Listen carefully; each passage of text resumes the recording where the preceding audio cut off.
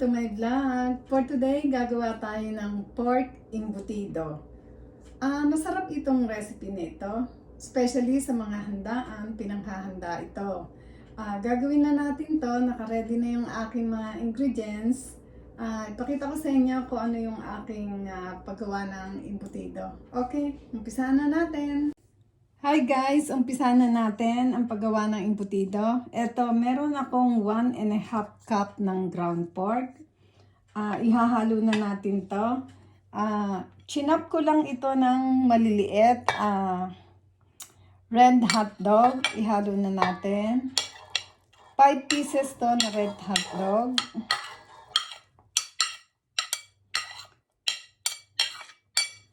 Tapos 1 head garlic. Chinap ko lang din siya ng maliliit. Tapos 1 piece, gamit ko is medium size na white onion. Kahit anong kulay ng onion, pwede naman siyang gamitin. Tapos ihalo na. Pagsasama-samahin lang naman natin lahat ito. Meron akong isang bell pepper, red. Ito. Tapos, meron ako ng carrots. 1 cup ng carrots to kasi 1.5 cup ang aking ground pork. Ito. Tapos, meron din akong 1 cup ng cheddar cheese. Mozzarella cheese ang gamit ko. Ito. Tapos, half cup ng sweet pickles. Meron akong half cup ng raisin.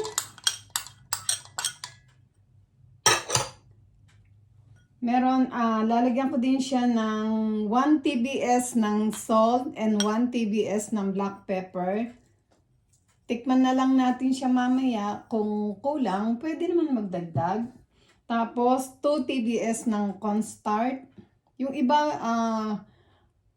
all-purpose flour ang ginagamit. But ako, ang gamit ko is cornstarch. Tapos, 3 pieces ng large eggs. Halo na natin siya. Yan. Tapos, 1.5 cup ng breadcrumbs. Ito siya. Yan. Tapos, mix lang natin siya. Mix natin para mag-well combine. Ito siya. I-mix ko lang siya gamit ang disposable gloves. Gapang ko lang yung ano.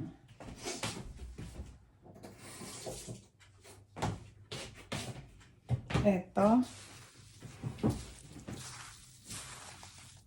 Mix lang natin ng ganito hanggang mag-well combine siya. Pag mga handaan, laging present ang pork embutido. Masarap naman kasi ito. Halo nating mabuti para mag-well combine. Okay.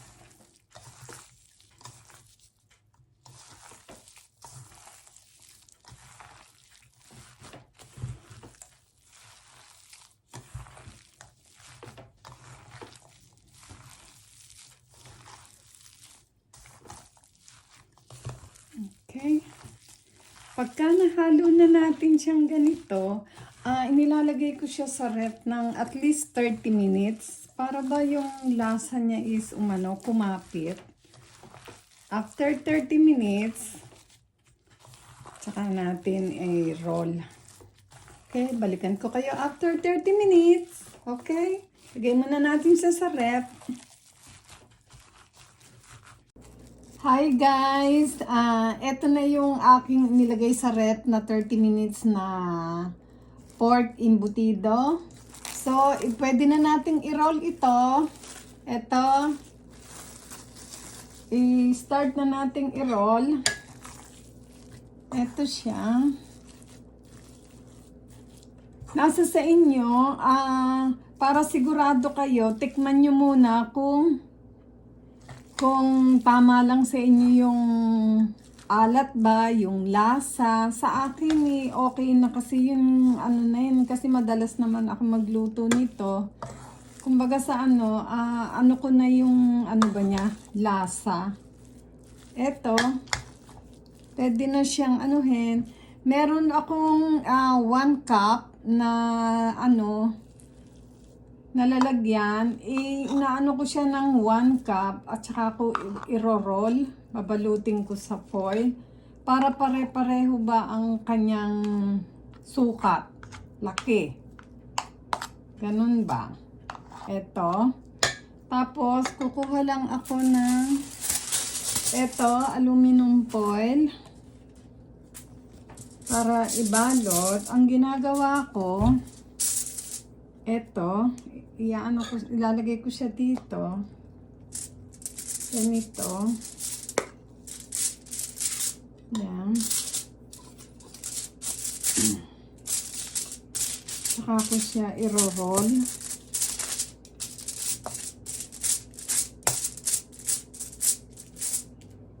Ganito.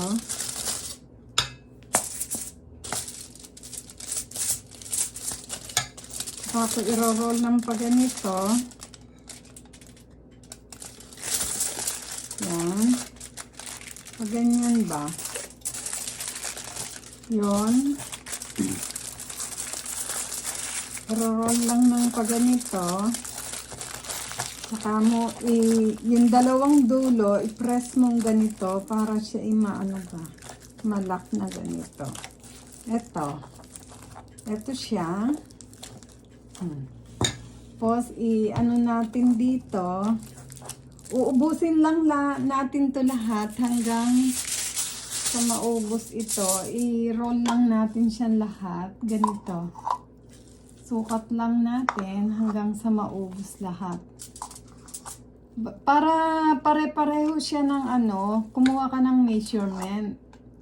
Ako, itong ginagawa ko yung ganito. 1 cup siya. Tapos ilalagay ko siya din Ayan. Saka ko siya ganon. Para ba siya. Ganito lang. I-roll ko lang ito hanggang sa maubos yung yung ating embutido. Mixture. Ito.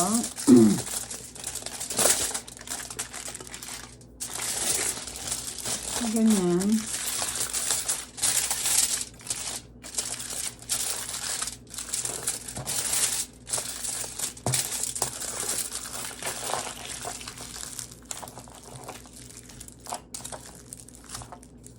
Ito. Ganun lang siya. Ubusin lang natin to hanggang sa maubos. Hi guys! Eto, natapos na natin yung pagro-roll, pagbabalot ng pork embutido. Bali sa 1.5 kilo, ako ng 2, 4, 6, 8, 10. 10 embutido ito. Pwede itong pang business kung gusto nyo. Eto, nakagawa na ako. 10. Tapos, pwede na natin ready to steam na ito. Ini-steam ko ito ng 1 hour. After 1 hour, tsaka ko palalamigin, hahanguin ko. Tapos, yung iba, mas gusto nila yung ganito na after ma-steam, piniprito nila. Yung iba naman, hindi. Nasa sa inyo kung anong gusto nyo. Ito yung sa aking ready na for steam, na pork embutido. Thank you for watching my vlog. Please like and subscribe. Thank you. Bye.